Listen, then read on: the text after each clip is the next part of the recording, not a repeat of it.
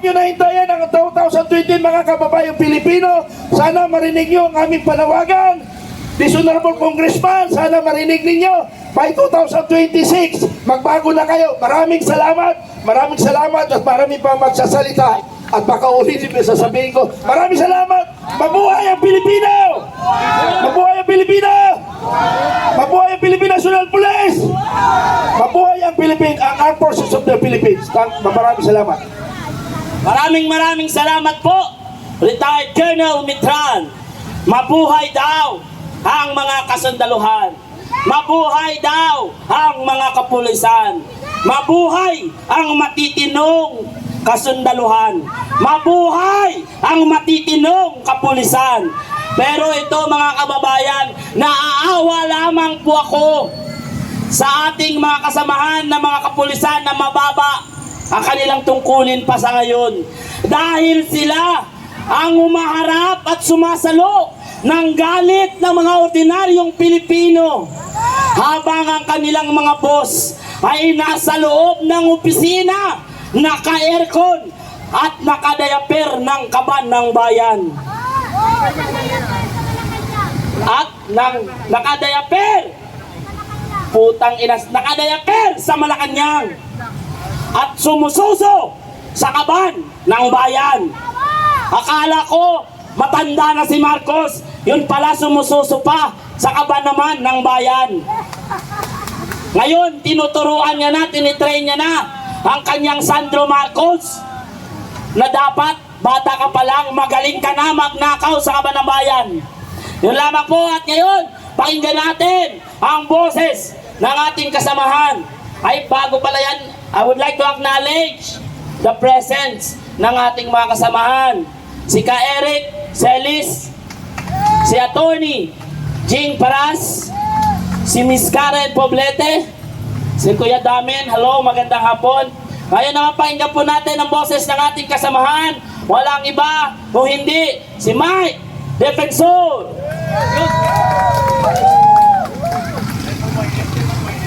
Maraming salamat. Magandang hapon po sa lahat na narito ngayon. Alam niyo mga kasama, 3 taong nakaraan, dito nagsimula ang nationwide caravan ni Pangulong Bongbong Marcos. Marami sa inyo ang kasama ng panahong yon na siguro matutuloy natin na pinakamalawak at pinakamalaking caravan sa kasaysayan ng halalan sa buong Pilipinas. Tama! Ang aking pong paniwala noon, ang Pangulong Marcos ay gagawa ng pagbabago. Ang aking pong paniniwala sa aking puso at damdamin ay aayusin niya ang pangalang Marcos. Pagagantahin niya ang kanyang serbisyo at aayusin ang ating bansa para magkaroon ng pag-unlad at pagbabago sa sambayanang Pilipino. Noong unang taon pa lamang po lang umupo si Saldico bilang Committee on Appropriations. At ako din po naman ay kasama sa Kongreso hanggang ngayon. Napakarami ko pong kaibigan na naninilbihan sa loob ng mababang kapulungan. Narinig ko na ang 20% na sinasabing hingian sa proyekto. Paano po ba ginagawa yan? Hindi naintindihan ng karamihan kung paano. Alam nyo ho, pag nagsumite ng pondo ang Pangulo ng Republika ng Pilipinas matapos ang SONA, yan po ay pupunta sa Committee on Appropriations. Doon nakalagay, pagpalagay na po natin, 6 na trilyong piso. Makikita, bawat distrito, makikita kung ano ang gagawin na proyekto. Matapos yan, gagawa na sila ng pondong sarili. Yan po yung tinatawag sa ngayon na unprogrammed funds. Maglalagay sila ng bilyong piso, daang bilyong piso. At doon ho, sasabihin, magkano ang gusto mo sa iyong distrito na dagdag mula sa isinumating pondo. Doon ho, naghihingian na ng 20%. Kalat na kalat sa buong Kongreso. Sino po ang naglagay kay Saldico? Si Speaker Martin Romualdez. At sabi nga po nila, noong unang taon, ng pondo na ginamit na pinamimigay magmula sa perang binubulsa nila at perang inaabot sa bawat congressman, wala pong iba nagsabi kundi si Toby Chanco, nakamag-anakan ng presidente. Ang sabi niya, ginamit ang pondo ang pagbibigay ng proyekto para i-impeach ang Vice President Sara Duterte. Hindi dahil sa pagkakamali, hindi dahil sa prinsipyo, hindi dahil sa pinaniniwala ng korupsyon, kung hindi napili ang bawat miyembro ng Kongreso para pirmahan ang impeachment na yun. Ngayon pumunta tayo kung bakit ako nasama sa isyong to. Ang katotohanan ayoko nang tumakbo. Sinabi ko na yan nung ako'y tumayo sa EDSA noong nakaraan. Inimbitahan ako ng sagip, pinapatakbo ko sa isang distrito. Ang sabi, wala ka ng kalaban. Ang sabi ko, ayoko muna. Gusto ko sa pribado at maghanap buhay. At ayoko na ang pera pinapakain sa aking pamilya, ang pondong iniipon ko ay galing sa nakaw at pondo ng sambayanang Pilipino. Lumapit si Sergeant Gotesa. Ano ang sabi niya sa akin? Sir, kami po ang nagdi-deliver ng pera. Nagulat po ako. Sabi ko, totoo ba yan, Sarge? Opo. Ang pinakamalaking nakita kong delivery, 46 na maleta. Nagkakahalaga, humigit kumulang 2.5 billion. Isang delivery lang na ginawa nila. Ang sinasabi po sa akin ni Sergeant Cortesa, meron kaming Viber chat 3 beses sa isang linggo ang delivery. Ban-ban po kami 2, 3, 5 kung ilan ang kailangan para mag-deliver ng pera. Ano ang pangalawa niyang sinabi? Ang sabi niya, kami po ay nagdi-deliver ng pera kay Martin Romualdez. Nagulat po ako nang sabihin ngayon at hindi ko maintindihan dahil ang sabi sa akin ni Sergeant Gotesa, inaakyat po namin ang mga maleta sa bahay ni Saldico sa may Horizon at pinababa muli namin. Sabi ko dun sa 45, ilan ang binaba ninyo? 35 ang binaba po namin. Sabi ko, Sarge, parang ang hirap naman noon. Inaakyat nyo pa ang maleta, pagkatapos ibinababa nyo muli, isinasakay ninyo. Sabi niya, sir, hindi ko rin po alam kung bakit. Ang sinabi pa niya, na hindi pa na sinabi sa komite, sir, nagulat ako. Yung Department of Health, pinihinto nila, 0 budget, dahil ayaw daw makisama nung departamento, nung kalihim ng Department of Health.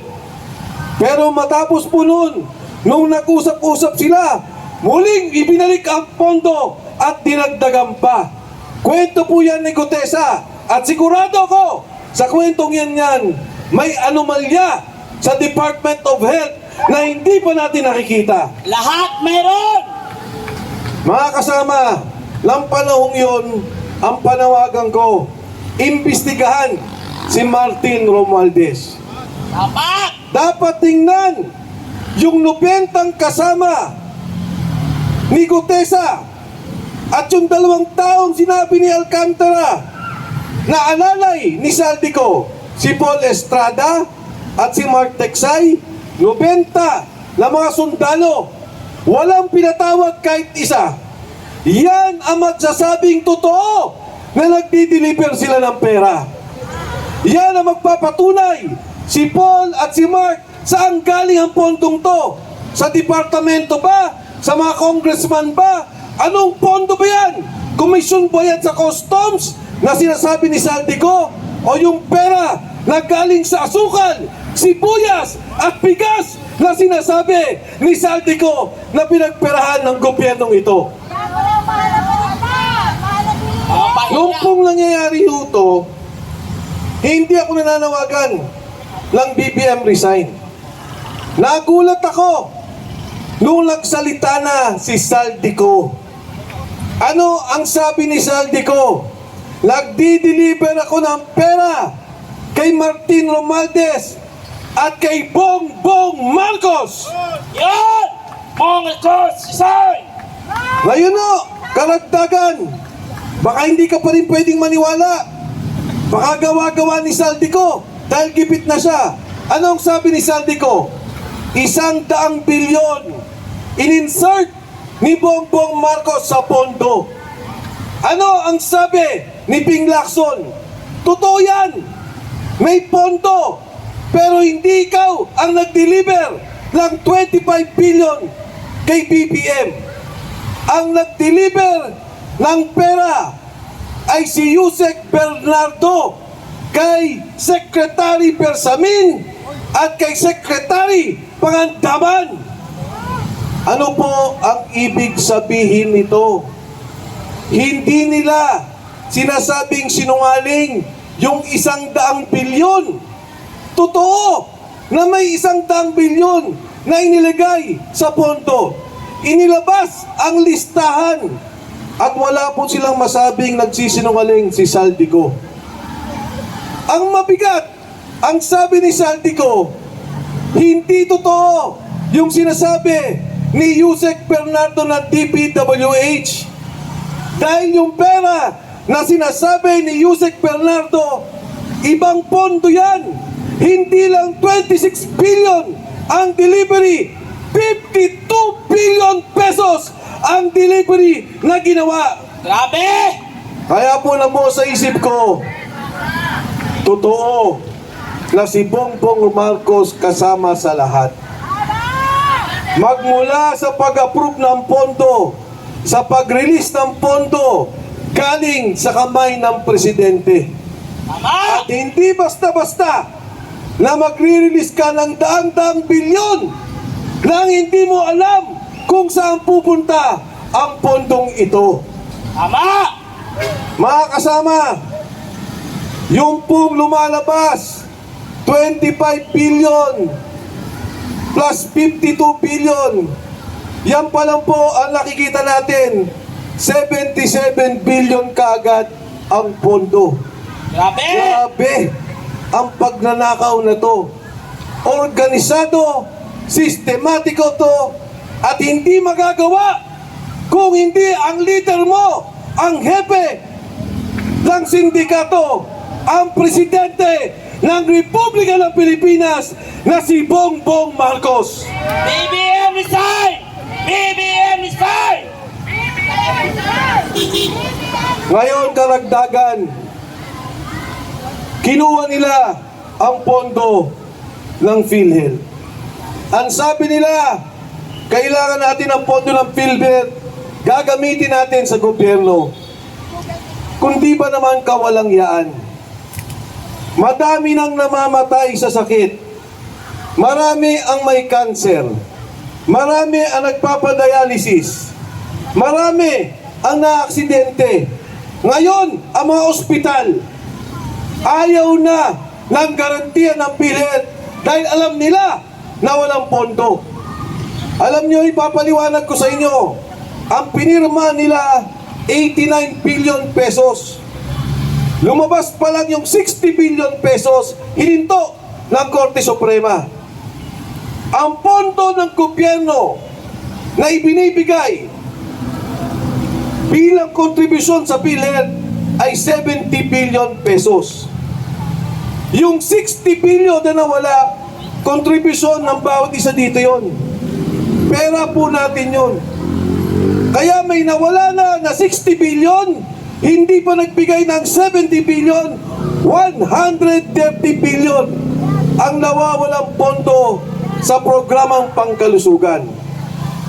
Bilang paliwanag, alam nyo po, pag nagpunta ka ng Thailand, na ospital ka, kahit anong sakit, ang binabayaran mo lang 10% dahil may pondo ang kanilang programa. Magpunta kang Singapore. Pag ikaw ay na-ospital at ikaw ay isang Singaporean, wala ka lang binabayaran. 0. Sa Japan, 10%. Sa South Korea, 10%.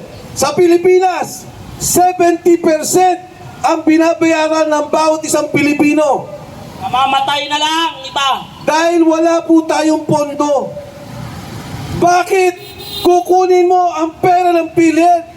Imbes na pagandahin mo ang programa, pagandahin mo ang subsidya, tulungan mo ang lahat na may hirap na ospital, na kailangan ng pondo, may cancer, kailangan ng dialysis. Ito ang dapat programa ng isang bagong Pilipinas.